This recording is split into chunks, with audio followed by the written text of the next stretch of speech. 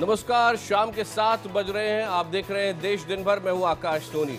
सबसे पहले आपको विजुअल्स दिखा रहे हैं उत्तर प्रदेश के। आपके स्क्रीन पर अभी विजुअल्स जो आने वाले हैं वो उत्तर प्रदेश लखनऊ के ये विजुअल्स देखिए, किस तरह जमकर कांग्रेस कार्यकर्ताओं की और कुछ नेताओं की भी पुलिस ने जमकर लाठियां भांज कर पिटाई की है। प्रदेश की कानून व्यवस्था को मुद्दा बनाकर कांग्रेस के नेता और कार्यकर्ता विधानसभा की तरफ मार्च कर रहे थे।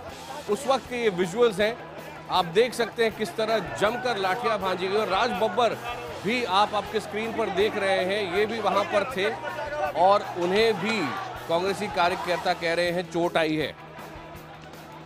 पुलिस ने कई नेताओं को गिरफ्तार भी कर लिया है।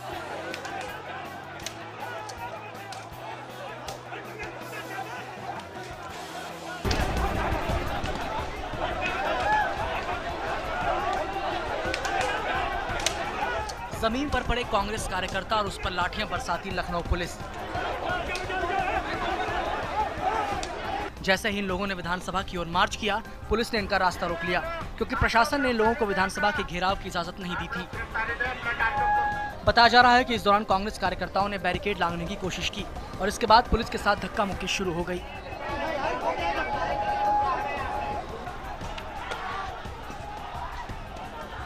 कहा जा रहा है कि हालत संभालने के लिए पुलिस ने लाठीचार्ज करना शुरू कर दिया।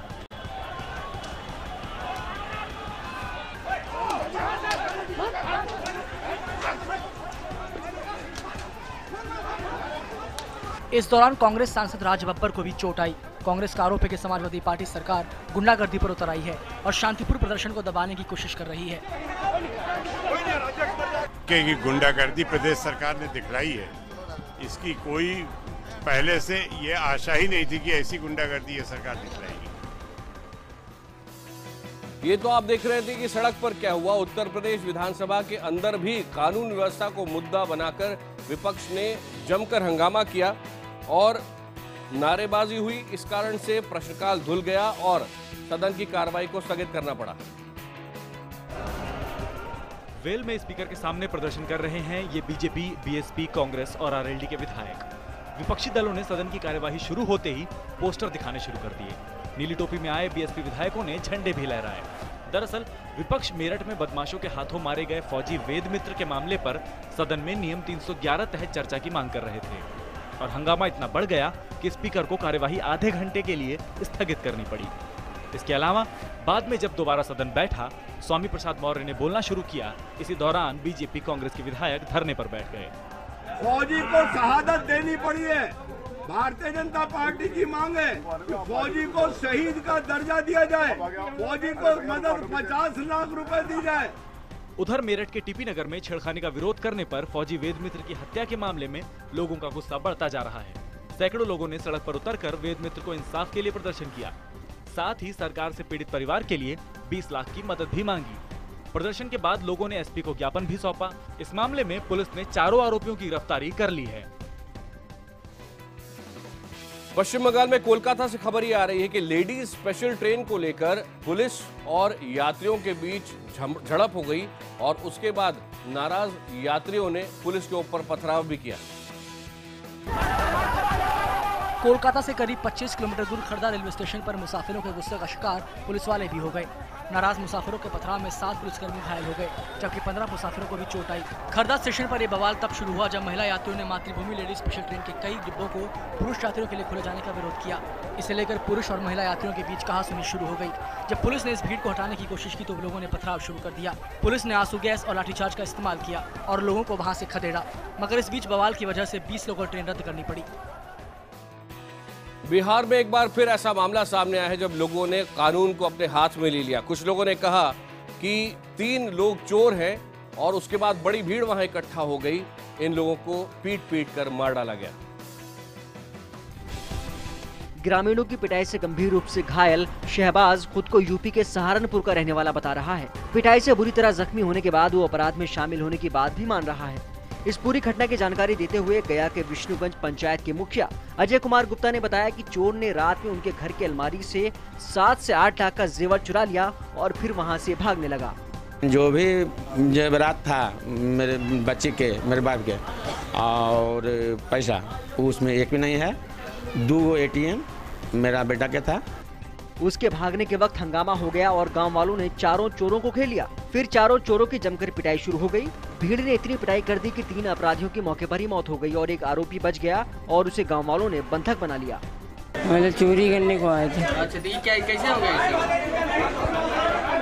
ये कितना आदमी थे आप लोग? अच्छा। इस पूरी घटना की जानकारी मिलते ही इलाके के डीएसपी भारी पुलिस फोर्स के साथ घटना स्थल पर पहुंचे। भीड़ काफी उत्तेजित थी और इस चौथे आरोपी को भी मार डालने पर उतारू थी, लेकिन पुलिस किसी तरह से उसे वहां से निकालकर अस्पताल पहुंचाने में कामयाब हो पाई।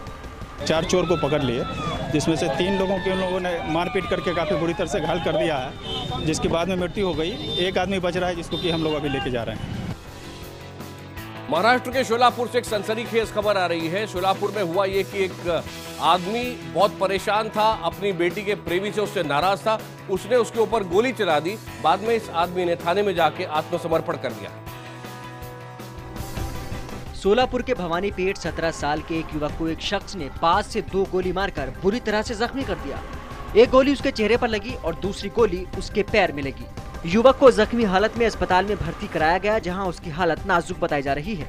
माना जा रहा है कि अपनी बेटी और इस युवक के प्रेम संबंध से खफा होकर उसने गोली चलाई।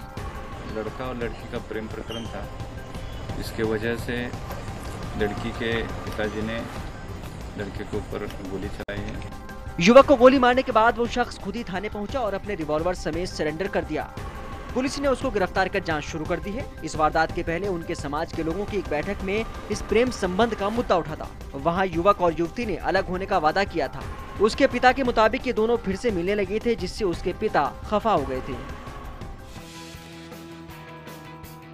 हिमाचल प्रदेश के सिरमौर में बादल फटने के कारण भारी बारिश हुई और उसके बाद दर्जनों घर पानी में बह गए। बहाव इतना तेज था कि कई घरों के अंदर तक पानी भर गया और बड़ी मुश्किल से कई लोगों की जान उस इलाके में बचाई गई है। तेज रफ्तार से बहता ये पानी बर्बादी की दास्तान बयां कर रहा है। रविवार रात सिरमौर के करमोटी गांव में अचानक बादल फटा। इसके बाद पहाड़ों से पानी के साथ इतना मलबा बहकर आया कि कई घर तबाह हो गए। तस्वीरें देखकर अंदाजा लगाना मुश्किल नहीं कि तबाही किस तरह की रही होगी।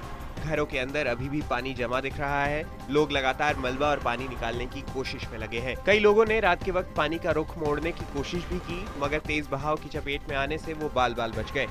हमारे जो है मकान, फसलें, पशु पूरी तरह से जो है बह चुके हैं। हमें तो पता चला जब ये पूरी तरह से मलबा जो है हमारे घरों में घुस गया। इधर श्री लायकराम जी के मकान में पूरी निचली मंजिल पूरी 1 मंजिल तक मलबा भर गया। ऊपर सुभाष चंद्र जी के मकान में 1 मंजिल तक मलबा भर गया।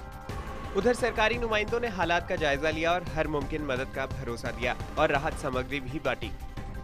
लोगों के घर जो है पूरी तरह से डैमेज हो गए हैं, कईयों के पार्शली डैमेज हुए हैं, पशुओं का नुकसान हुआ है और इसमें इन्हें फौरी राहत देने का हम प्रयास कर रहे हैं। अपना सब कुछ गंवा चुके लोगों की शिकायत है कि प्रशासन की तरफ से दी गई मदद ऊंट के मुंह में जीरे की जैसी है और उन्हें अपना आशियाना दोबारा बनाने में काफी वक्त और पैसा लगेगा। पाकिस्तान की ओर से पिछले कुछ दिनों में जो गोलाबारी हो रही है उससे वहां स्थानीय लोग बहुत परेशान हैं। कई लोग अपने घरों को छोड़कर दूसरे इलाकों में जाकर रहने को भी मजबूर हैं और साथ ही साथ इनकी व्यवस्था तो की जा रही है, लेकिन एक काफी बड़े इलाके में IBN 7 ने इन लोगों का दर्द जाना। IBN 7 की टीम पहुंची राजौरी जिले के राजधानी और तरकुंडी इलाके में। इस इलाके में 3 लोग पाकिस्तानी गोलीबारी की वजह से घायल हुए हैं। इन लोगों ने हमें बताया कि हमसे पहले यहाँ कोई टीवी चैनल नहीं पहुंचा। हमें देखकर यहाँ के लोग खुद को रोक न पाए और खुलकर अपना दर्द बयां किया। बड़ी मेहनत और मुशक्कत नाल मकान बनाया तो उसने बरक्स गोला पिया, पूरी जायदाद उसकी तबाह हो गई। इस वक्त जनाब इतिहास बिल्कुल घरदार सामान सारा छोड़ी जा रहे थे जनाब। इन लोगों ने तिनका जोड़कर आशियाना बनाया और पाकिस्तान ने एक झटके में सब उजाड़ दिया। हर पल उन्हें एक डर रहता है कि न जाने कौन सी गोली, न जाने किस मोर्टार पर उनकी मौत लिखी है। राजधानी और तरकुंडी के 200 से ज्यादा लोग अपना घर छोड़कर पलायन कर चुके हैं। सब्जिया सेक्टर का भी यही हाल है। यहाँ भी लोग पाकिस्तानी फायरिंग से जान बचाने के लिए गांव छोड़कर जा रहे हैं। उधमपुर से पकड़े गए पाकिस्तान के आतंकवादी के बारे में हम आपको बता रहे थे पिछले कुछ दिनों में कि कैसे वो बार बार बयान बदलता है और साथ ही साथ लगता है कि उसे ऐसी ट्रेनिंग की जाए कि असली जानकारी वो ना दे और उसे छिपा ले। इसीलिए अब NIA ने फैसला किया है कि उसका पॉलीग्राफ टेस्ट किया जाएगा। दिल्ली के पटियाला हाउस कोर्ट ने आज NIA को इसकी इजाजत दे दी। एनआईए ने आज नवेद को पटियाला हाउस कोर्ट में पेश किया। एनआईए नवेद को पूछताछ के लिए 14 अगस्त को अपने साथ दिल्ली लेकर आई थी। कोर्ट में पेशी के दौरान एनआईए ने उधमपुर में मुठभेड़ की तस्वीर भी पेश की। सूत्रों के मुताबिक पुलिस ने कोर्ट को बताया कि आतंकी नवेद को किन हालात में दबोचा गया। एनआईए ने कोर्ट में दी अपनी अर्जी में कहा कि आतंकी नवेद लगातार अपने बयान बदल रहा है और सच्चाई नहीं बता रहा। जांच एजेंसी ने कोर्ट को ये भी बताया कि नवेद ने पॉलीग्राफी टेस्ट के लिए उर्दू में लिखित रजामंदी दे दी है। बताया जा रहा है कि कोर्ट के आदेश के बाद अब कल सुबह एनआईए नवेद का पॉलीग्राफी टेस्ट करवा सकती है। इस केस में मुकदमा अब दिल्ली की एनआईए अदालत में ही चलेगा।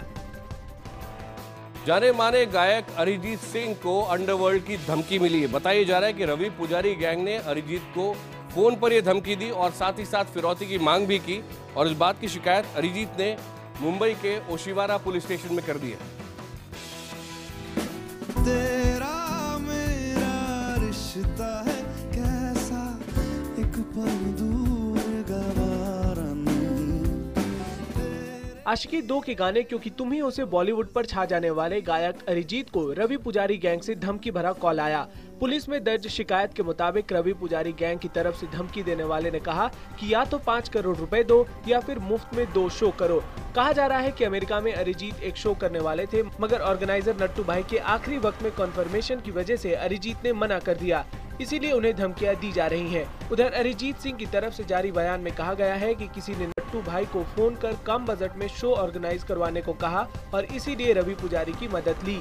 अरिजीत के मुताबिक फिलहाल मामला सुलझा लिया गया है और अगर उनके बजट में होगा तो वो शो जरूर करेंगे। अरिजीत इस मामले को ज्यादा तवज्जो नहीं देना चाहते।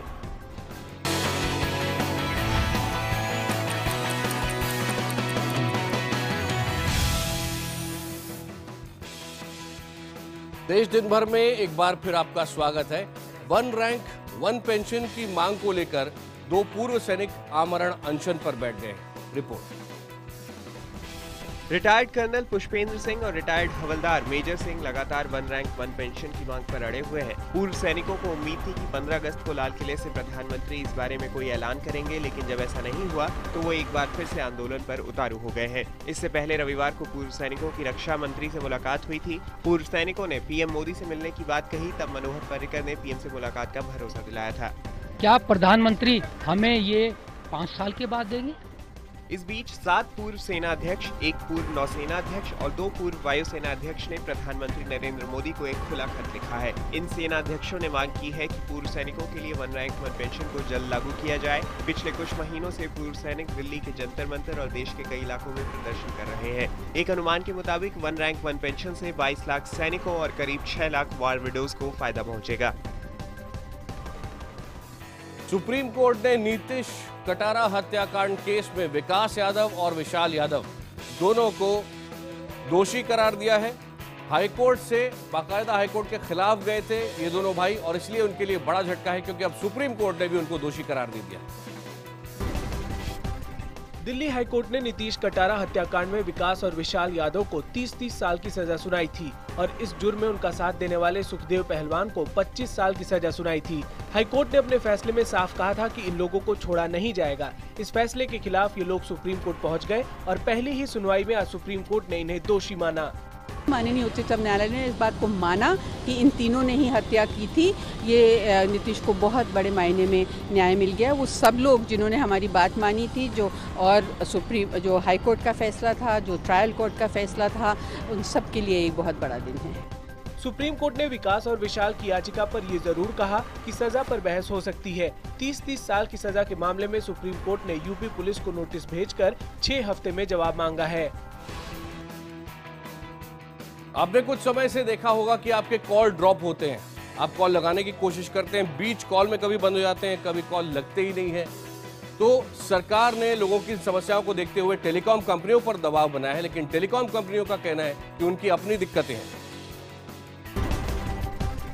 मोबाइल उपभोक्ता पिछले काफी दिनों से कॉल ड्रॉप की समस्या से परेशान हैं। सरकार भी सख्त होती नजर आ रही है। ऐसे में टेलीकॉम कंपनियों ने साझा प्रेस कॉन्फ्रेंस कर मोबाइल टावर लगाने की जरूरत पर जोर दिया। वहीं सरकार भी कॉल ड्रॉप की समस्या से वाकिफ है। सरकार का भी कहना है कि मोबाइल टावर से किसी तरह के रेडिएशन का कोई खतरा नहीं है, लेकिन भ्रम फैलाए जाने की वजह से लोग मोबाइल टावर लगाने का विरोध करते हैं। सरकार कॉल ड्रॉप को लेकर कंपनियों पर सख्त रुख अपनाते हुए जुर्माने पर भी विचार कर रही है। हालांकि इसमें सभी पक्षों से बातचीत के बाद ही फैसला लिया जाएगा। नेशनल हेराल्ड केस में सोनिया गांधी और राहुल गांधी को बड़ी राहत मिल सकती है, कहा यह जा रहा है। और ये सूत्रों के मुताबिक है कि एनफोर्समेंट डायरेक्टरेट ने इस केस को तकनीकी कारणों से बंद करने का फैसला लिया है। प्रवर्तन निदेशालय की तरफ से कांग्रेस के लिए बड़ी राहत की खबर आ सकती है। सूत्रों के मुताबिक नेशनल हेराल्ड केस में प्रवर्तन निदेशालय ने इसके पीछे तकनीकी वजह बताई है, जिसकी वजह से वो मामले को आगे नहीं बढ़ा पाएगा। बता दें कि कांग्रेस अध्यक्ष सोनिया गांधी, उपाध्यक्ष राहुल गांधी को अदालत ने समन भेजा था। जून 2014 में बीजेपी नेता सुब्रमण्यम स्वामी ने शिकायत दर्ज कराई थी कि नेशनल हेराल्ड के मामले में कांग्रेस नेताओं ने धोखाधड़ी और पैसों का दुरुपयोग किया था। ये मामला 2000 करोड़ रुपए का था और इसमें सोनिया और राहुल के साथ साथ मोतीलाल वोरा, ऑस्कर फर्नांडिस का नाम भी आया था। उधर सुब्रमण्यम स्वामी ने आरोप लगाया है कि कांग्रेस की तरफ से इस केस को बंद करने के लिए राजनीतिक दबाव था। इस बारे में उन्होंने पीएम को चिट्ठी लिखकर ईडी के निदेशक की शिकायत भी की। और आइए अब आपको दिखाते हैं कि सावन के तीसरे सोमवार पर किस तरह शिव भक्तों की भीड़ मंदिरों में देखी गई। भोले बाबा के आज दर्शन करने के लोग आए और फूल और बेलपत्र से उनकी पूजा अर्चना की गई। सावन के तीसरे सोमवार को वाराणसी के बाबा विश्वनाथ के दर्शन के लिए भक्तों का हुजूम उमड़ पड़ा। देर रात से ही कतार में लगे श्रद्धालुओं को बाबा का दर्शन तड़के सुबह मंगला आरती से मिलना शुरू हो गया, जिस दौरान पूरी काशी हर हर महादेव और बोलबम के उद्घोष से गूंज उठी। हाथों में गंगा जल, दूध और बेलपत्र लिए भक्तों को जब 12 ज्योतिर्लिंगों में से एक बाबा काशी विश्वनाथ ने दर्शन दिए तो उनकी घंटों की थकान खत्म हो गई। जितना आप तपस्या करेंगे उतना फल मिलता है, इसीलिए हम इतने लोग तपस्या करके बाबा विश्वनाथ का दर्शन करते हैं। ये श्रावण महीने का पवित्र पावन सोमवार है, जो आज तीसरा सोमवार है और आज हरियाली तीज भी है, जो बहुत पवित्र है। हम लोग शंकर जी को जो है अपना परमात्मा ईश्वर मानते हैं और बड़ी आस्था के साथ उनका दर्शन करते हैं। उधर झारखंड के देवघर में भी लोग पिछले हफ्ते हुए हादसे को भूलकर बाबा पर जल चढ़ाने के लिए भारी संख्या में जुटे। भक्तों की भीड़ को काबू में करने के लिए आज जिला प्रशासन चौकस था। इसके अलावा देश के अन्य हिस्सों में भी बाबा भोले का जलाभिषेक करने के लिए काफी संख्या में भक्त मंदिरों में जमा हुए।